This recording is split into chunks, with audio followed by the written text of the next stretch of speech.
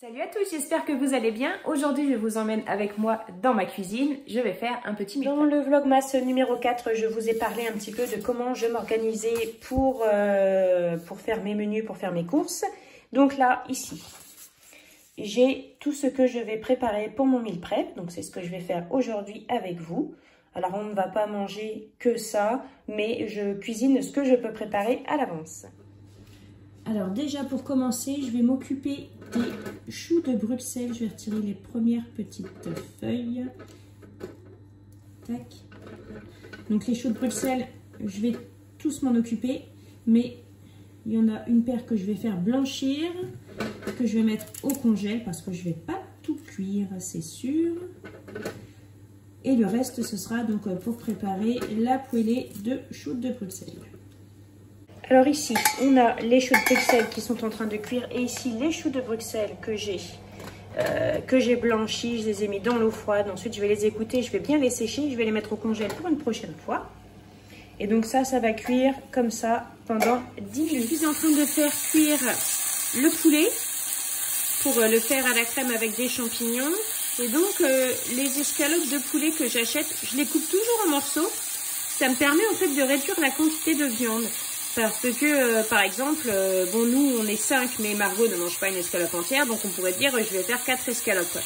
Mais ça fait beaucoup. Et en fait, pour faire une petite économie sur les protéines animales, eh bien, je coupe 3 escalopes en cubes. Donc, comme ça, on ne voit pas dans l'assiette qu'il n'y a pas une portion complète, entre guillemets.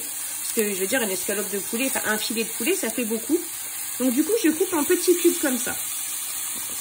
Personne ne voit la différence, mais c'est une petite façon aussi d'économiser parce que je sais qu'il y en a qui sont vraiment très fans de viande et que du coup, si on leur met une demi-escalope dans l'assiette, ça leur fait bizarre que là, si c'est des petits cubes, ça passe inaperçu.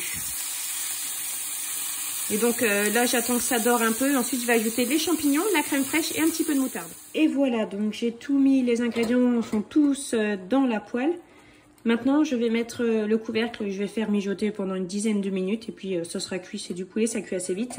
Et ça, c'est prêt, je vais l'égoutter. À présent, je suis en train de préparer la petite poêlée de choux de Bruxelles. Donc, je suis en train de faire revenir des lardons avec des oignons. J'ai peut-être mis un peu beaucoup de lardons. Maman, je vais laisser ça revenir. Oui, mon chat. Je vais laisser ça revenir. Je vais ajouter un petit peu de crème et je mettrai les choux de Bruxelles. Ça va être trop. Je dis que ça va déchirer, mais en même temps, je suis ardennaise, donc le combo lardon, oignon et crème fraîche, ça marche toujours avec moi. Mais maman. Tu ne touches pas, c'est très chaud, hein. Maman. Toujours. Ça sent bon, hein.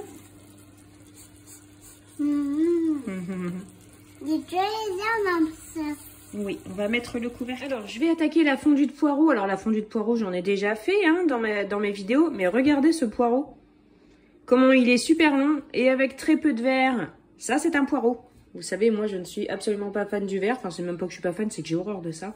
Et là, il y a vraiment très peu de verre. Et franchement, amen quoi. Merci pour ces poireaux. Donc là, je suis en train de préparer la fondue de poireaux. Donc, j'ai coupé les poireaux en lamelles. Je fais revenir doucement à la poêle. Ensuite, je vais ajouter un peu de beurre dedans. J'ajouterai 1 ou 2 cuillères de crème fraîche. Et je mangerai ça avec du riz et avec des lardons revenus également à la poêle.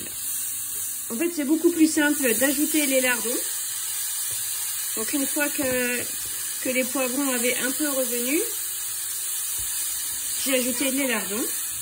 Alors là, je suis en train de préparer l'omelette pour aller avec le riz frit. Donc, je me suis servi de la casserole, enfin de la poêle, qui a servi pour les choux de Bruxelles. Ça m'évite de faire trop de vaisselle.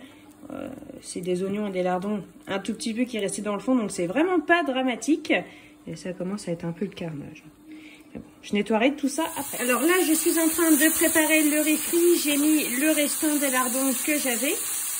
J'ai mis un petit peu de verre de poireaux que j'ai coupé tout fin. On m'avait conseillé de les couper tout fin et de les mettre à la poêle dans un riz frit. Donc c'est ce que je vais faire. Je vais essayer. J'en ai pas mis beaucoup. J'ai pas confiance. Et j'ai pas confiance. Maintenant, je vais ajouter le... Aïe! J'ai mis la main sur la plaque chaude. je vais ajouter le riz qui est ici, que j'ai déjà fait cuire et qui est réfrigéré. Je l'ai fait cuire hier.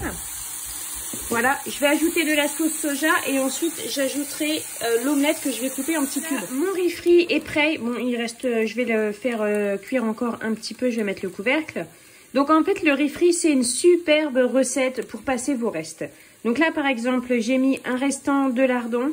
J'ai mis un petit peu de verre de poireau. Bon, j'ai fait une omelette avec 2 œufs, mais j'avais aussi 3 knackis végétales.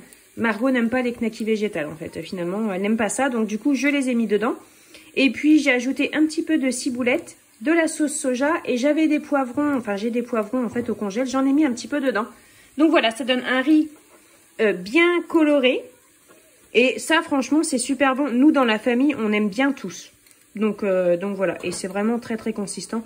Et je vous dis, pour passer vos restes, c'est nickel. Vous mettez un riz frit avec les restants de viande que vous avez, les restants de légumes que vous avez, un petit peu de sauce soja, du poivre, pas de sel si vous mettez de la sauce soja ou si vous mettez des lardons. Et voilà. Roule ma poule, comme on dit. Et voilà pour ce que j'ai préparé aujourd'hui. Alors, j'ai préparé ici le riz frit.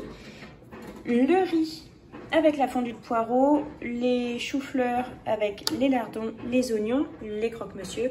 Je vais simplement les couvrir d'un torchon et les mettre au frigo.